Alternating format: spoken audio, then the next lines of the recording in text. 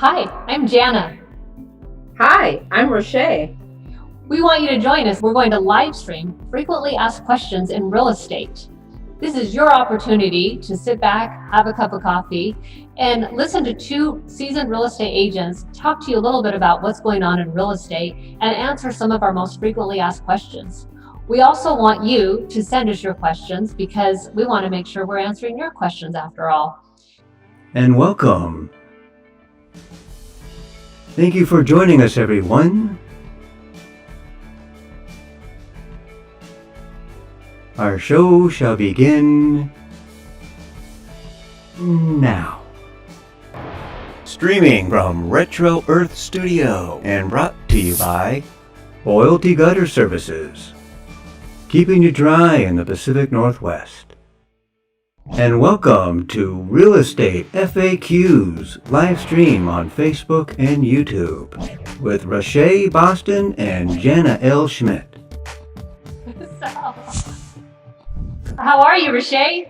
I'm doing well. How are you this morning? Good to see you. You too. You're looking great. Thank you. So, for our audience who's out there today joining us, I just want to do quick intros for both of us. I'm Jana with John L. Scott, and I'm so excited. My mentor and colleague is here. Rache, why don't you go ahead and introduce yourself? Yes, hi, I'm Rache with John L. Scott Real Estate in Renton. I am excited to be here. I've been doing business with Jana for, I don't know how many years, too long. And we've been talking about this platform for a long time, so I'm excited to get after it today and get some questions and answers going. You know, I think about real estate, and I remember back when we had the newspaper, and you'd go through the Sunday edition in the real estate section. Yeah.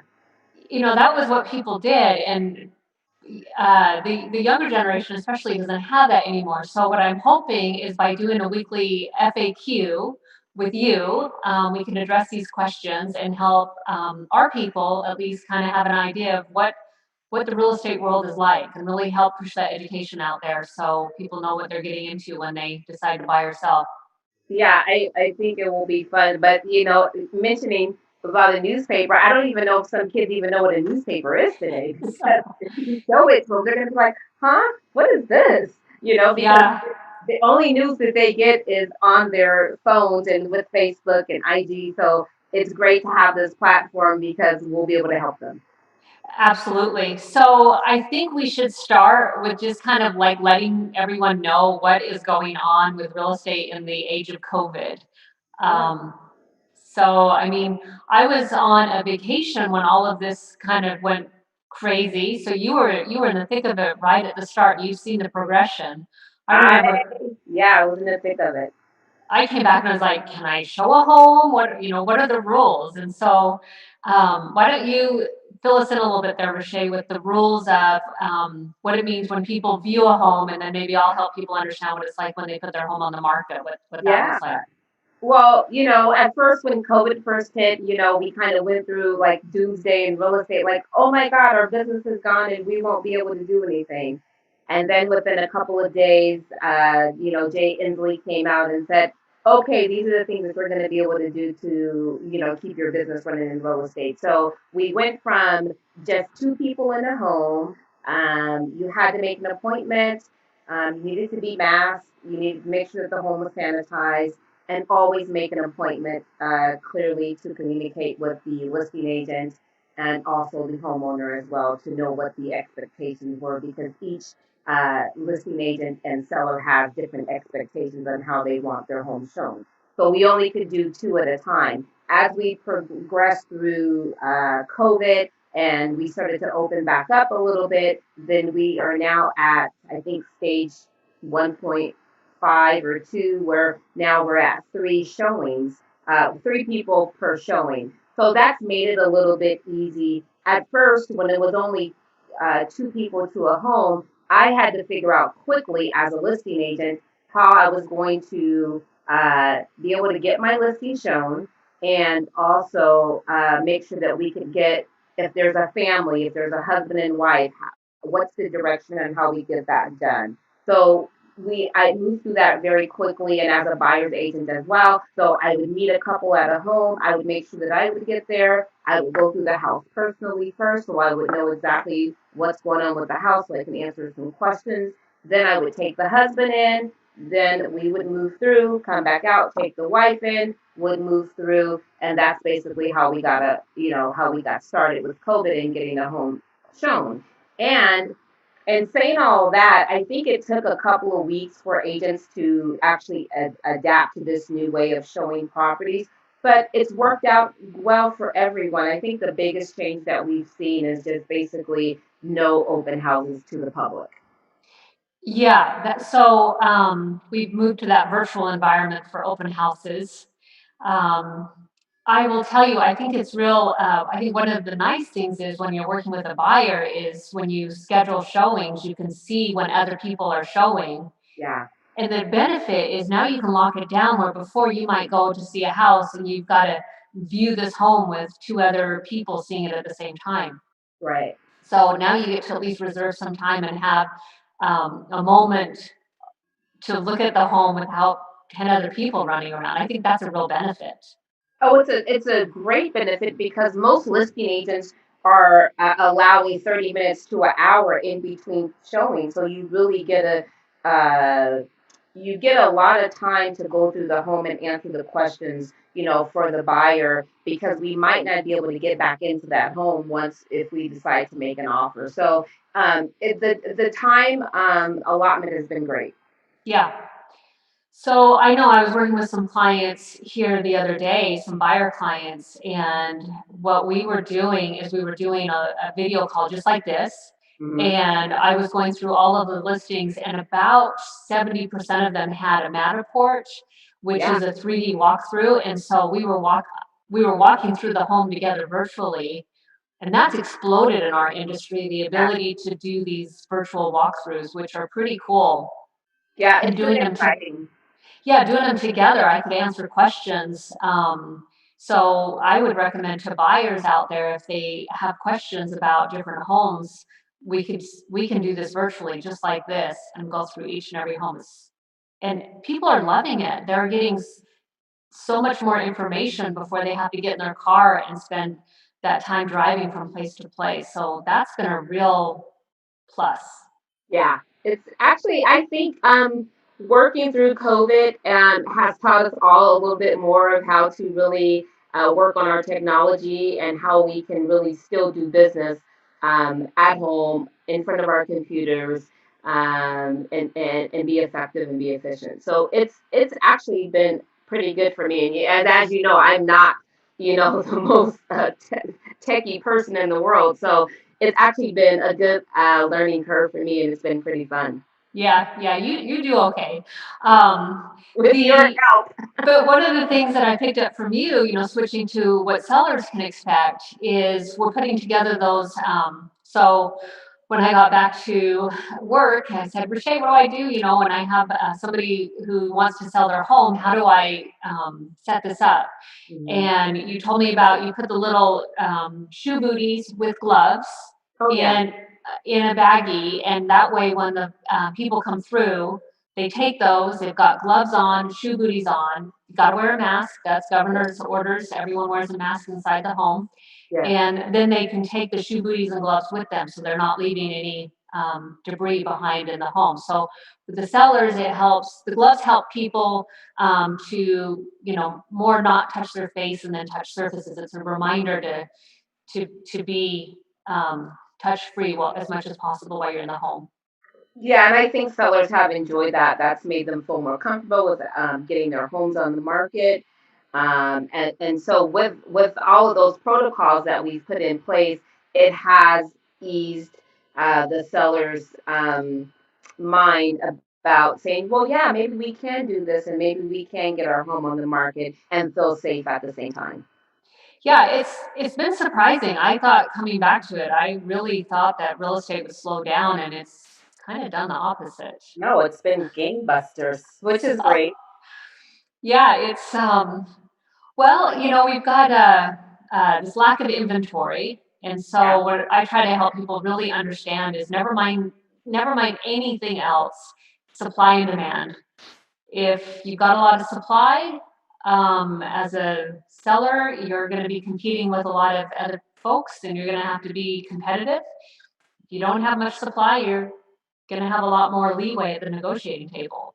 Yeah, for sure. So, Jana, in what do you think right now? Why? So, speaking of supply and demand, we know that in King County and in Pierce County right now, that the supply is down and demand is high. So, what's some of your thoughts on why we're seeing that right now? Boy, good question. I mean, I think there's, in some ways we've seen, one of my clients, for example, is moving to a larger home because they're seeing their future as, in their careers as being more working at home. Hmm. And all of a sudden the home isn't big enough. Right. Um, when the kids are homeschooling and mom and dad are working from home, they're needing bigger rooms. I've had people ask for smart homes with better Wi-Fi. Yeah. So there's a need that's developed quite suddenly with people needing to get into homes that better fit their new reality. Yeah, Um, you're seeing a lot of people, as you said, they need a bigger home because they're working from home, and then we're not sure with homeschooling and where that's going to go. So we need more space we need an office, or we need a bigger play area, or whatever that is. So you have more of the demand for people to want to purchase a bigger home, but then you also have the demand of some people wanting to downsize, and that is not there, and that's not available either. the downsizing market is really a challenging one. And so Yeah. if you are looking at downsizing, you really need an experienced agent. So we'll just plug ourselves right there. So, um, Yeah. you need somebody who knows what you're looking for. I had somebody call me the other day who was downsizing, and I felt very flattered because I was her second phone call. Working with families that downsize, you know it as well as I know it. There's a search for quality, neighborhood attributes. Yeah. Downsizers want a smaller home. They don't necessarily want a less quality home. And so it was really fun talking to her because right away she knew that I knew the neighborhoods and the areas that were going to resonate with her needs. And that's just because you and I know these neighborhoods because we've been driving them for 20 plus years. Um, I'm finding that I had a conversation with one of my clients, and I've had this conversation come up a couple of times. And I don't know if it's through COVID or not, but I was really surprised that I've had some out of town clients and also some local clients. They want to be close to their doctors.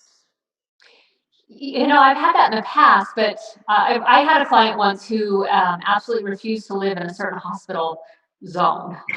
so, so those are always fun when you get new criteria. Like, okay, well, we'll figure out how to exclude all of that on your search. Yeah, I thought that that was really interesting. And then also with the supply and demand as well, as we know, interest rates are extremely low at a historical low again. And I think that's fueling the market to get people going into a bigger home. And also the first time buyers that have been kind of sitting on the sidelines, now they're like, well, maybe I can't afford a home because interest rates are a little bit lower, but prices are going up as well. So, but I think interest rates have a lot to do with it as well. Well, that's such a great point. So I'm so glad you mentioned that because working with my daughter, first time Yeah. buyer, and when we were looking at the cost of renting, you can buy a starter home for much less per month, even with a low down payment, than a lot of these rents. Yeah. So one of the things that you and I can offer to first-time buyers is to help them run through a rent versus buy calculator and really wrap their head around how much money they might save if they buy. Even with these high prices, I think a lot of young people think, oh, homes are so expensive, I could never afford it. But not understanding the power of interest rates is a huge reason why some people aren't buying.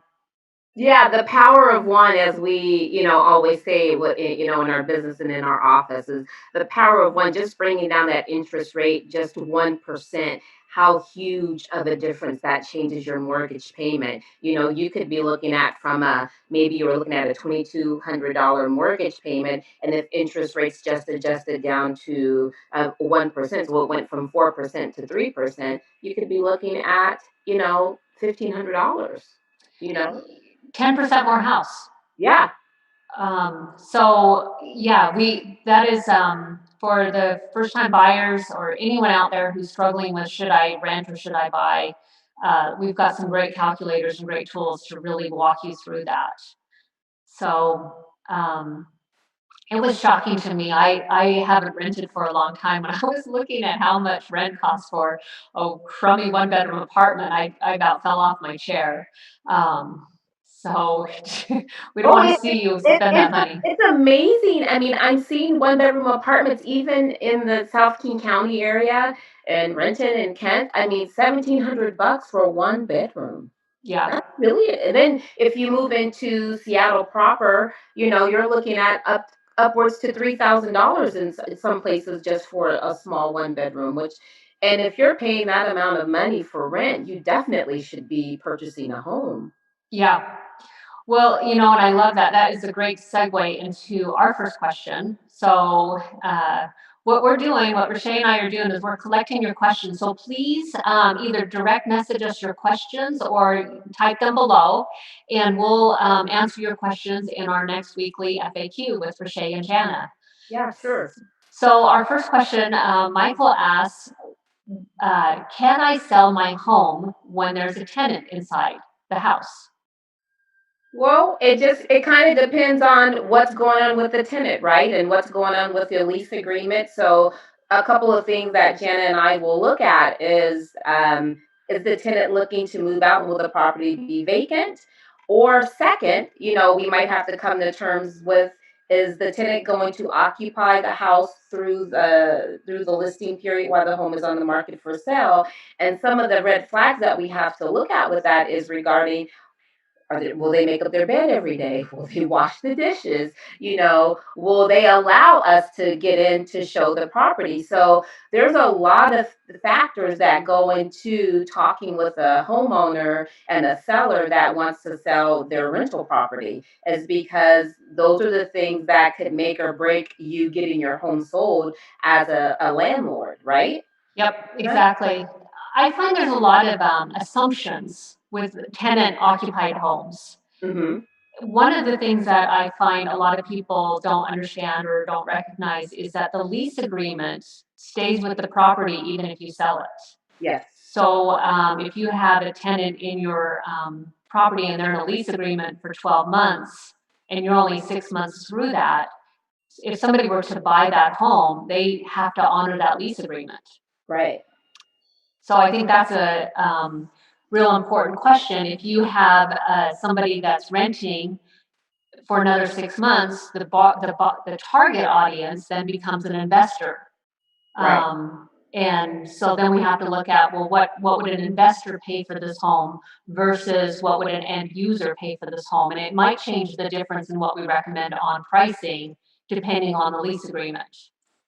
Yeah, absolutely. So I always try, if the landlord really wants to sell the property, and depending on whatever their circumstances, highly recommend for them to try and get the property vacant. And I know that's a struggle for some landlords, is because there's probably a mortgage attached to that property and mortgage payments need to be paid. But I think that if we speak about the market that we're in now, I think that you have a better chance to be able to get the home sold if it's vacant within the time frame of a 40 to 60 days, is what we talk about, versus the hassle of having the tenant in there, and we could be looking at 90 days to 6 months to a year, basically, like you said, because the lease is attached. And also the fact that we've just had a rogue tenant, maybe because they've gotten, you know, pissed off because the home is for sale, and we are, interrupting their quiet enjoyment. Yeah, the one thing I would add to that is if you need to sell your home, we can get it sold. Yeah. what we're talking about here are just some of the things to consider. Yes. I mean, we could share. I mean, I've sold a meth house before. You bring it on. If you need it sold, we'll get it sold. And so it's what We should coming soon, you guys. We'll have not even a question and answer. We'll just have some good stories to tell about some of the houses that we've sold and the difficulties. But we can get it done. Yeah, we should have a glass of wine when we tell those stories. And we'll call it Stories with Rache and Jana Happy Hour. Yeah. Tell us from the crypt. Tell us from something, right? No, real estate is super. I mean, there are some stories that you're working with people, and people are interesting, and interesting things happen. My favorite is when you're showing a home and somebody's sleeping in the house, and I'm surprised. Yeah, it's happened more than once. Walk in a bedroom and somebody's laying in bed. You're like, whoa, or in the shower. Okay, I haven't had that one. I've had that one. Okay, so I've had one of my clients ask me, Mike asked me this week, like, why are prices going up so much and we're in the middle of COVID, right? Yeah. And that goes back to, again, supply and demand, right? Mm-hmm. And it goes back to like, well, we didn't know, because I honestly said, like, I thought when COVID came and the shutdown came, I was like, well, there goes the real estate market. I had no idea it was just going to go gangbusters the way that it has. But one of the main reasons why, like we said, that prices have continued to go up is because of supply and demand. Inventory is down in King County. I think the report came out on Monday. There was an article in the Seattle Times. We're down 42% of inventory just from last year. And last year we were already down 32% from the year before that. Yes. Yeah, it all comes down to that supply question, and if there's one home and 10 buyers, unfortunately, the buyer who can pay the most is going to usually prevail in that multiple offer situation. So what we need to do is really help homeowners who are interested in selling understand that there is an avenue to do that. There are safety protocols, and it's actually a great market as far as getting a good price. When I work with buyers, a lot of buyers have a lot of apprehension, and we don't know what's going to happen with this market. We don't know if it's going to stay crazy or if it's going to slow down. But what I do know is time is your friend when it comes to buying real estate. Absolutely. And we want to work with a long-term plan. Like, where do you want to be 10 years from now, 5 years from now? And work that into the plan and, put you in a situation where you're buying a home that meets your needs for as long as possible. And, with time, you're going to be successful in this market. I learned that in the recession, going through 2007, 8, when prices were declining. Yes. And I bought at the peak of the market in 2006. So did you too? Yeah. We were drinking the Kool-Aid we were selling. In 2006, I was drinking the Kool-Aid, man. I sure was. Yeah. Home prices always go up. I bought the most expensive thing I could possibly get approved for. And it was scary in 07 and 08. It was really scary. And there's some fear in this market too. But being through that last experience, I think, helps put a good perspective on how to navigate what we're going through. Yeah, absolutely. And like you said, if we're able to sit down with our clients and make a plan to say if you're going to be here for 10 years or 15 years, then that $5,000, $10,000, maybe even $15,000 that you might have to pay over for the home, you will make it up over time. Real estate always appreciates, and so I think that. I think we're going to continue at this pace of prices going up in 2020. I would say until the end of the year. I think so, just because interest rates are low and just how the market is moving forward. We don't have a crystal ball, but definitely, our prices are going up. Like we said, supply and demand and interest rates are extremely low, and it's affordable to come out of the rental market into becoming a homeowner. Yeah. So to that point, let's look at our other questions that we've collected here. What do you got?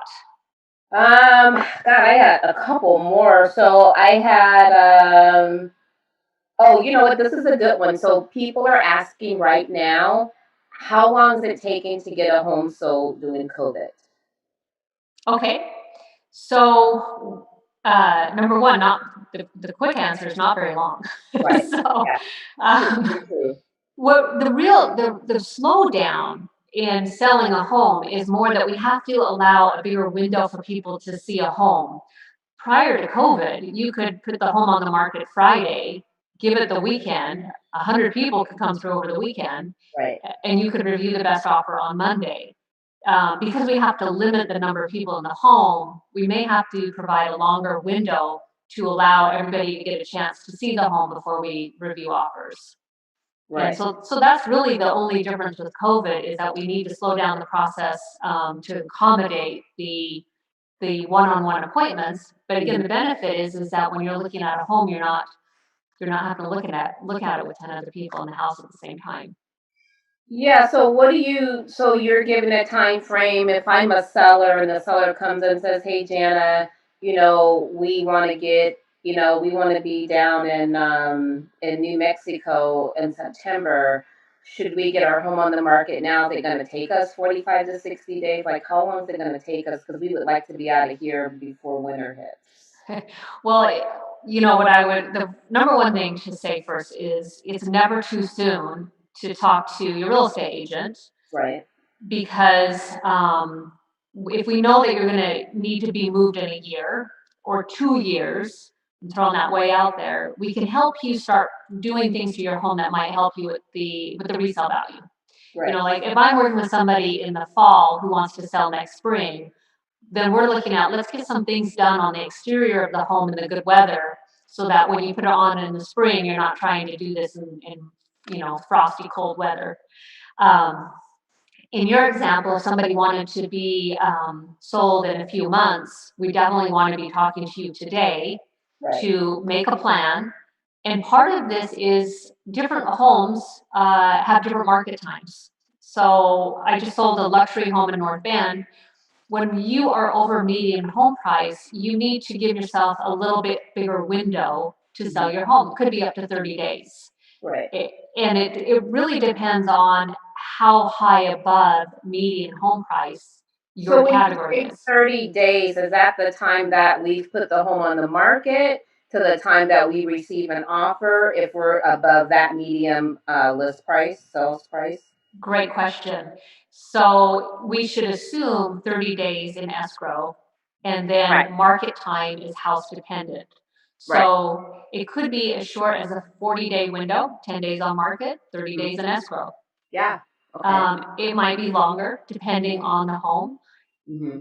But we also have the luxury in this market of telling a would-be home buyer, hey, we're on the market today, but our ideal moving date is 2 months down the road, and we can ask the buyers to accommodate the ideal move-out date for the seller.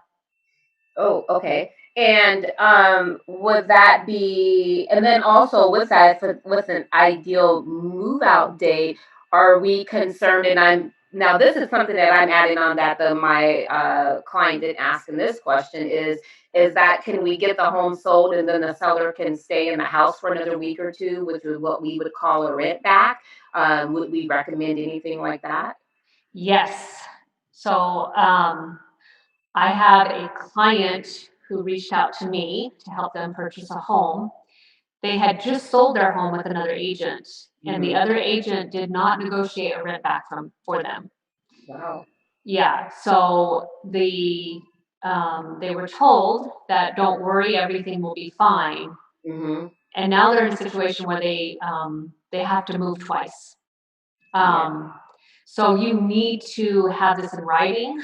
Everyone is super sweet when they're presenting an offer, and then once you're in contract, it always changes. It's like the difference between dating and being married, right? Everything is all shiny and feeling good, and you're doing all the good stuff. Yeah. And then soon as the contract hits, and it's like, Yeah, we want that prenuptial sign before the vows. So, we want the terms laid out. We don't want surprises. We want everyone to know what's happening and when. Right. Real estate, things happen. Things happen. Our Because job, life happens. Life happens. We're dealing with people, and we have to know how to negotiate and work with that. exactly. So we want to plan for, I love the saying, if it's predictable, it's preventable. I'll just, another example, I had somebody set up a Friday closing and no Friday closings, because what happens on Friday closings, Rache? Tell our audience here. Friday, I mean, anything can happen on a Friday closing is because we could be delayed. And if we're delayed with closing on Friday, that means that we're not going to close until Monday or Tuesday for one thing. And then maybe people can't get out in time and something happens on the weekends, things are closed on the weekends. And everyone wants to close on a Friday and everyone wants to close at the end of the month. And so, as an agent, it would be best. I love a closing date on a Wednesday. Yes, Wednesday or Thursdays are my favorite, but Wednesdays are my favorites. I will go to Thursday just to make sure that if we needed an extension for a day or two, we still have 2 business days in that week to get the property closed before the weekend happens. And so while we're talking about closing, let's tell everyone what closing actually is, because sometimes Closing and signing. Well, I've had people take the day off to close, thinking, there's a lot of misunderstandings about what closing is, and that, I have to tell my clients, don't take the day off. That's not necessary. It's a lot of behind the scenes. The buyer and the seller really don't do anything on the day of closing, except for they just wait to get their keys, basically. Yeah. So closing is simply when the courthouse stamps the documents with a little rubber stamp and says it's official. Yeah. Signing day is more important than closing date. Yes.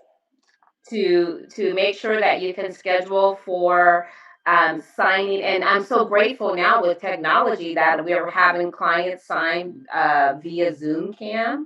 We're having mobile notaries come out to clients to get them signed, but signing day is more important. So you're usually, if we have a closing date on a Wednesday, more than likely either you might be scheduled to sign over that weekend prior to, or you're going to sign on a Monday or a Tuesday, and then we're going to close you out on Wednesday. And so there's always a couple of days in between signing and closing. Which is nice because it's, nowadays when you go in to sign, your numbers, because nowadays the lender has to review those numbers with you before you go into your signing appointment. Right. When I bought my home at the peak of the market in 2006, you didn't really have those final numbers until you went in. So now when you sign, you've already had the number discussion, and it's a much better process, closing and signing in today's real estate environment than ever before. No surprises, especially if you're working with a real solid team. You know your numbers up front. We're avoiding Friday closes, so you don't have your moving team all lined up and have somebody, miss a deadline, and now your friends and family are not able to help you on move day. So we got all those things, like if it's predictable, it's preventable. So we can really make that part easy for you. So, what's your take on it? Okay, so my take is that you don't want it to go over until the next week for a Friday signing that doesn't happen. I mean, Friday closing that doesn't happen. So what's your take on a Friday closing? I just know that it doesn't matter how much you tell someone this could be delayed. Right. It's too tempting, and I would do it too. I would have my moving lined up Saturday morning. Yeah. And you miss that deadline on a Friday afternoon, and because closing is when the court stamps it, and nobody comes to the courthouse on Saturday, Sunday, you've lost that whole weekend, and people are mad. And the last thing we want is somebody mad. So we just want to build in some buffer just to, we want it to be smooth and easy, and that's a real easy way for us to make sure everyone's happy.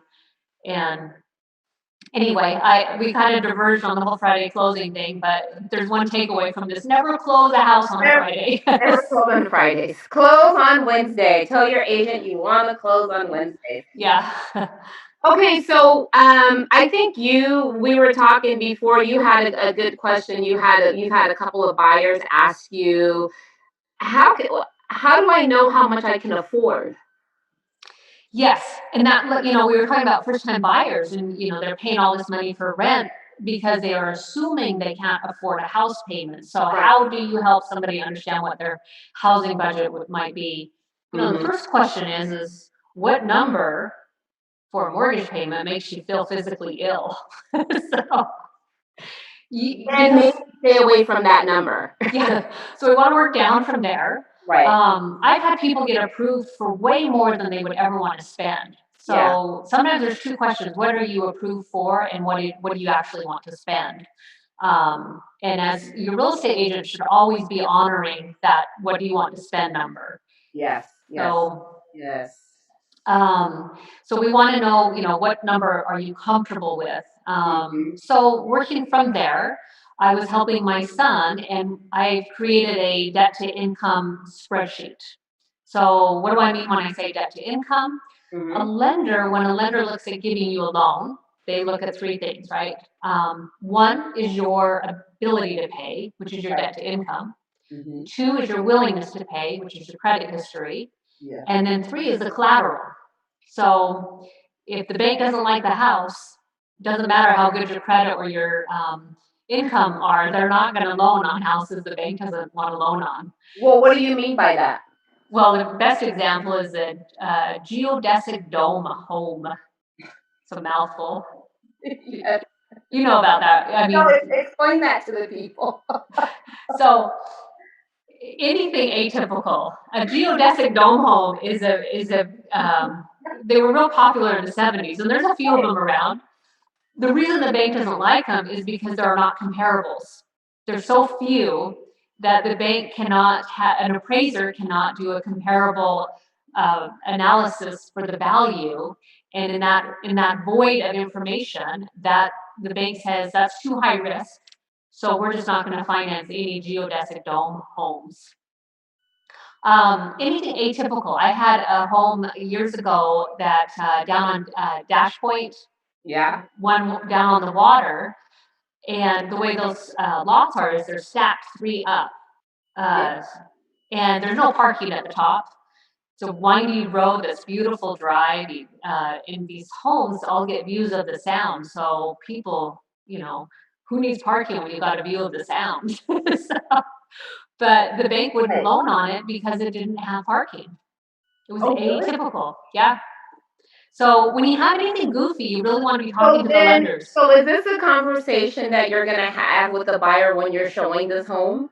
Yes, an experienced agent should be able to point out things to you and be like, we're going to need to make sure this is going to fly with the lender before we take you down a path that's a waste of time and energy and resources. Right. So I diverged. The question was, how do you know how much you can afford for a home? So we'll go back to debt to income. Yeah. Go ahead. Debt to income. If you make $1,000 a month and you have a car payment that's $300, your debt to income ratio is 30%. The bank will say, okay, when you have this house payment and all of your credit cards, student loan debt, credit card debt, how much is all that debt, including your house payment, going to be as a percentage of your income? Yeah. And they really want to see that between 35 and 45%. Yeah, about 45%. That's that's or lower, but I think the max is about 45%, right? Yeah. We're a little out of our lane here when we talk about things that lenders should be talking about. So always verify these questions with the lender. But to get you started, if you have a lot of revolving debt, car loans, student loans, it's going to affect your amount that you can pay for a house because of those ratios. Mm-hmm. If you have those things paid off and you have very little debt, well, then a bigger portion of your income can go towards your housing budget, and give you a better qualifying amount to afford. Yeah. You So said pay off something those debt. really important in the beginning is that, you know, you do have buyers that are approved for way more than what they actually want their mortgage payment to be every month. So you have buyers that are approved for $650,000, but they might not want that mortgage payment every month of 650,000. They really might only want a payment that is equals to $500,000 a month, Yes. depending on, you know, how much they put down. If they're putting down 20%, 10%, 3.5%, whatever that is. So that is important to actually talk to the client about. My thing that I love to say when a client asks me, well, how much can I afford to buy? And I was like, well, what are you comfortable with? Because the whole thing is that we want you to become a homeowner and be able to keep the lifestyle that you've enjoyed, you know, being a renter. We don't want you to become house poor. We don't want you to become, you know, working for only a mortgage payment and you can't do anything else in your life. You can't go on vacation. You can't go get your occasional Starbucks. You can't go out to dinner because you have put yourself in a position that you're just only thing you can do is make your mortgage payment. And so that's one of the things that I like to sit down with and tell a client is like, what are you going to be comfortable with so you can live your life? You know what I mean? And still enjoy home ownership. You know, I think that's where it gets real fun, is that when you have those discussions Yeah. and you have these, whatever challenge, and everything's a challenge. There's always something that's going to need a little bit more work or uh, brainstorming solutions for. But we find it. We find it for our clients. And when you get to the end, that's where you see these great pictures and videos of people celebrating at closing, is because we've gone through this process together. Yeah. So, you know, we could go on forever, which is why we need you to write your questions below, because next week we'll do this again. And we want to make sure we're answering questions that our audience has. Thank you for watching and tuning in. Yeah, this was fun. I'm excited to move forward to answer questions. If you have questions about regarding home inspections and financing and what earnest money is and just all different things and about real estate, we are here to help you. And we're also here to kind of answer your questions in regards to what type of home improvements you can do to improve the value of your home and things like that. So we're excited to, you know, answer all your questions and to help you guys along the way. So hopefully you'll tune in again next week. Again, like Jana said, make sure you comment below, put your questions in there. You can send us a direct message as well. We're just here to have fun with you and answer a lot of questions in real estate and be a source for you. Yes, and you know, this is one of the things I'm super excited about, is the ability to connect with people in a way that works for you. So how else would we have been able to have this great little time where we can answer questions, you know, without having you come to like our office? And, you know, that's it. People are busy. So we want to get you information in that, you know, like we said at the beginning, that old newspaper format without dragging you out of your home every week. So. Well, I'm going to say bye, and I love my favorite saying from my grandfather. Until I see you guys again, enjoy the spice of life because life is spicy. Nice. Nice. I don't have a saying like that. So, but I'm sure I can think of something. All right, Rache, thank you for your expertise and your mentorship and your friendship and just everything that you provide to me as a professional in this industry. And I'm looking forward to our next video stream. Yeah, I will. I look to see you soon. Have a wonderful day. See you guys soon. Bye-bye. Bye. Thank you. Remember to click like. Bye. Bye. And that concludes this portion of Real Estate FAQs with Rache and Jana. Like and share with your friends.